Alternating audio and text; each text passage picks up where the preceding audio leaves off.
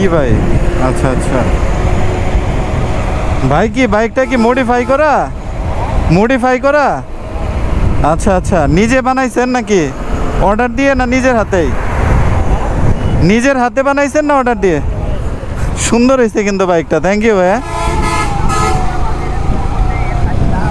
সুন্দর একটা বাইক বানাইছে। আমি তো ভাবছি ওইটা মনে হয় ইঞ্জিন দেয়া, কিন্তু আসলে ইঞ্জিন না, এটা মোটরে চলতেছে। আর হচ্ছে সাইকেলের মতন আবার প্যাডেলও দেওয়া আছে, যদি কখনো ব্যাটারি চার্জ শেষ হয়ে যায় তাহলে যেন ওই সাইকেলের যে প্যাডেলটা আছে ওইটারও যেন সহযোগিতা নেওয়া যায়। সত্যি তাই। আর এই যে বাইকটা দেখতে পেলেন, এই বাইকটা কিন্তু সত্যি দেখতে আমার কাছে খুবই অসাধারণ লাগছে। ইভেন ওনাকে আমি জিজ্ঞাসা করছি যে এই বাইকটা আসলে কে বানাইছে, উনি বলছে আমি নিজেই বানাইছে। যাই হোক, সেটা উনিই ভালো জানে যে আসলে উনিই বানাইছে নাকি কারোর হেল্প নিয়ে বানাইছে, সেটা আলাদা বিষয়। কিন্তু কথা হচ্ছে যে আমাদের অনেকেরই হয়তো বা সাধ্য থাকে না একটা বাইক কেনার। যেমন আমি যদি আমার ব্যক্তিগত ক্ষেত্রে চিন্তা করি, সেক্ষেত্রে আসলে আমি যখন আমার বাইকটা কিনি সেই সময় যে কোন ধরনের স্ট্রাগল আমাকে করতে হয়েছে সেটা শুধুমাত্র আমিই জানি। একটা বাইক একটা ছেলের জন্য যে কতটা ইমোশনের একটা জায়গা, সেটা আমার থেকে ভালো আর কেই বা জানতে পারবে। প্রত্যেকটা ছেলে এটাকে বিশ্বাস করে, প্রত্যেকটা ছেলে এই জিনিসটাকে বুঝে মানে যে আসলে বাইক আমাদের জন্য কতটা ইমোশনাল একটা জায়গা। তো সব কিছু মিলে আসলে আমরা যখন একটা বাইক নিয়ে যাতায়াত করি কিংবা একটা বাইক যখন আমাদের পাশে থাকে, সেই সময়ে যে আমাদের যে মনের যে ভাবটা থাকে, এইটা আসলে এক্সপ্লেন করাটা সম্ভব না। এটা কোনোভাবে আমি এক্সপ্লেন করতে পারবো না। আর সবথেকে ব্যাড নিউজটা হচ্ছে যে আমার নীলাঞ্জনাকে খুব দ্রুতই ছেড়ে দিতে হবে, কারণ আমার বেশ কিছু প্রবলেমের জন্য আসলে আমি ব্যাড লাকিলি আমি আর আমার নীলাঞ্জনাকে আমার সাথে রাখতে পারতেছি না। হয়তোবা খুব দ্রুত পারবো কিনা জানি না, তবে আগামী 1-2 বছরের ভিতরে বাইক কিনতে পারবো কিনা আল্লাহ যদি দেয় হয়তোবা হয়ে যাবে, কিন্তু আমার 6 মাস থেকে 1 বছরের মতন সময় লাগবে। তো আসলে একটা বাইক একটা স্বপ্ন। আর যখন এই রকম মানুষগুলোকে দেখা যায় যে একটা মানুষ কতটা স্বপ্ন নিয়ে একটা মানে নিজের হাতে তৈরি করা একটা বাইক রাস্তায় নিয়ে বেরোইছে, তো এইটা কিন্তু সত্যি একটু অন্যরকম একটা অন্যরকম একটা ভাবনা তৈরি করে যে আসলে আমরা কতটা বাইক প্রেমী হইলে হয়তোবা নতুন একটা বাইক শোরুম থেকে নেওয়ার মতন সাধ্য থাকে না, বাট তারপরেও নিজে এনিহাও 20,000, 30,000, 50,000 টাকা ম্যানেজ করে তারপরে একটা ব্যাটারি চালিত হলেও মোটর চালিত হলেও একটা বাইক, কিন্তু সোজা কথা একটা বাইক আমার লাগবে, এরকম একটা অবস্থা কিন্তু তৈরি হয়, যেটা আমার ব্যক্তিগতভাবে আমার নিজের এই অবস্থাটা তৈরি হয়েছিল। ইটস ট্রু, এটা অনেক বেশি বাস্তব। আমার বাইকটা কিন্তু সময় লাগছে 2017, 18, 19, 3 বছরের মতন সময় লাগছে, বা 3 বছরের বেশি। প্রায় আমি বাইকটা কিনছি 2020 সালের দিকে। তো এইটা কিন্তু একবারে হয় নাই, আমাকে প্রত্যেক মাসে হয়তো বা একটু কম খেয়ে বা কম পরে আমাকে কিন্তু টাকাগুলো সেভ করে রাখতে হইতো, সেভ করে তারপরে কিন্তু বাইকটা কিনতে হয়েছে, এত ইজিলি হয় নাই। কারণ এই আমাদের মতন বা আমার মতন যেসব মধ্যবিত্ত ফ্যামিলি আছে, এই মধ্যবিত্ত ফ্যামিলিতে হুটহাট 2 লাখ টাকা ম্যানেজ করে একটা বাইক ক্রয় করা এতটা সোজা না, সেটা আমি খুব ভালো মতন জানি।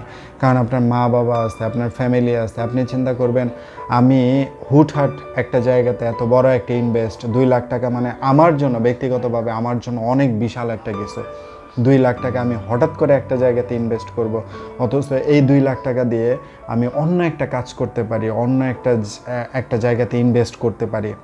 আসলে সব ইনভেস্ট বাদ দিয়ে মা বাবার পিছনে খরচ না করে এই টাকাটা, বাইকটা কিন্তু বাইক কেনা মানে কি, এটা কিন্তু সম্পূর্ণ নিজের উপরেই ইনভেস্ট করা বোঝায়। তো অ্যাজ ইউজুয়াল সব কিছু মিলেই আসলে একটা ছেলের ভালোবাসা থাকে, একটা ছেলের চাওয়া থাকে, পাওয়া থাকে। সবসময় যে সেটা লং লাস্টিং হবে তাও না, আবার সেই চাওয়া থেকে যে আমরা অনেক দূরে লং টাইমের জন্য থাকতে পারবো তাও না। চেষ্টা করলে অনেক কিছুই করা সম্ভব। আমরা ব্যক্তিগতভাবে যদি নিজেরা খুব ভালো মতন যদি চেষ্টা করি তাহলে আশা করি খুব দ্রুতই পেয়ে যাব। তো এটা আমি আমার দিক থেকে বললাম। আপনি যদি একজন বাইক প্রেমী হয়ে থাকেন সেটা আপনি নিজেও করতে পারবেন। ট্রাস্ট জিনিসটা অনেক বড় একটা বিষয়। আপনি আপনার ভিতরে ট্রাস্ট রাখেন, আপনি দেখবেন সেটাকে করতে পারবেন, একদিন না একদিন সেটাকে বাস্তবে প্রতিফলিত হবেই। বিলিভ মি, বিশ্বাস করেন, বাস্তবে পরিণত হবেই। দাদার আমলের বাইক দেখেন না, তো সেই সময়ও ঢাকা মেট্রো ছিল, Dhaka metro a something something something hash, sorry 1046। কত আগের বাইক, 50-60 বছর তো মিনিমাম এই বাইকের বয়স। সুন্দর না জিনিসটা?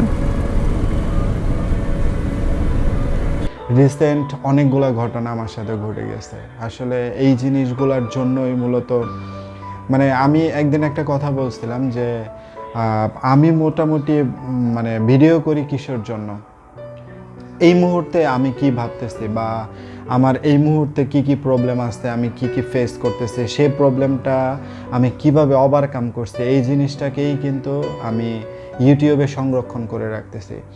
বাস্তবিক ক্ষেত্রে ইউটিউব থেকে যে ইনকাম করা বা সেই ইনকাম থেকে আমি একটা কিছু করব, এরকম টেন্ডেন্সি আমার মোটামুটি 20%ও নাই।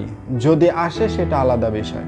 কারণ যদি আমি প্রপারলি মানে আমার যদি এরকম টেন্ডেন্সি থাকতো যে আমি ইউটিউব থেকে ইনকাম করে তারপরে আমি মানে সামনের দিকে আগাবো, তাহলে আমি যখন ইউটিউবিংটা শুরু করি সেই সময়টা কিন্তু ইউটিউব ফেসবুকের জন্য মানে সোনালি যুগ ছিল। কারণ সেই সময়টা ছিল করোনার সময়।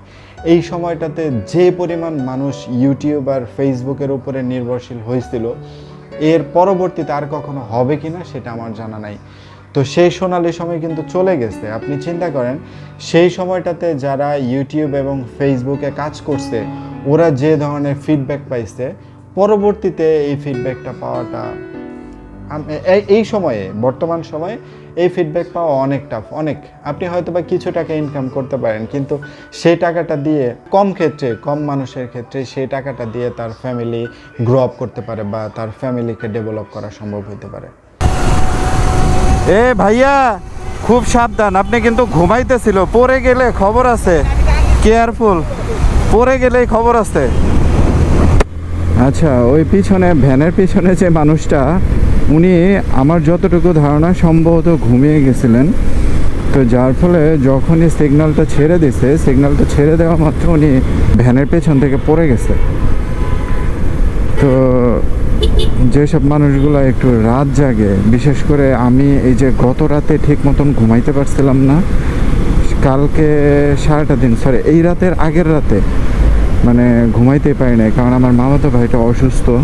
তো আমি আসছি শুক্রবারে এসে সকালবেলাতে এসেই আমি আবার অফিস করছি। বাট কোন দিক দিয়ে ঢুকছি?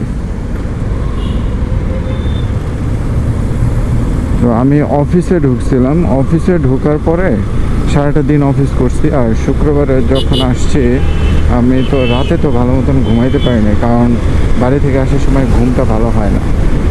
তো ঘুম ঠিক মতন না হলে যে কোন লেভেলের প্রবলেম হয় সেটা আমি খুব ভালো মতন জানি। আর বিশেষ করে আমার যদি ঘুমটা পারফেক্ট না হয় তাহলে খবর আছে। দেখেন কি অবস্থা আজকে, এমন একটা তালের ভিতরে পড়ে গেছি, না পারতাছি নড়তে, না পারতাছি সরতে। তো এই ছিল আজকের ভিডিও। যদি ভিডিওতে কোনো কিছু ভালো লেগে থাকে, কোনো ইনফরমেশন যদি আপনার কাছে পছন্দ হয়, তাহলে অবশ্যই একটা লাইক দিয়ে দিন। আর যদি খারাপ লাগে ডিসলাইক দিয়ে দিন। আর যদি আমাকে পছন্দ করে থাকেন ব্যক্তিগতভাবে, অবশ্যই চ্যানেলটা সাবস্ক্রাইব করে দেবেন। নেক্সট ভিডিও আসার আগ পর্যন্ত সবাই থাকবেন ভালো, সবাই থাকবেন সুস্থ।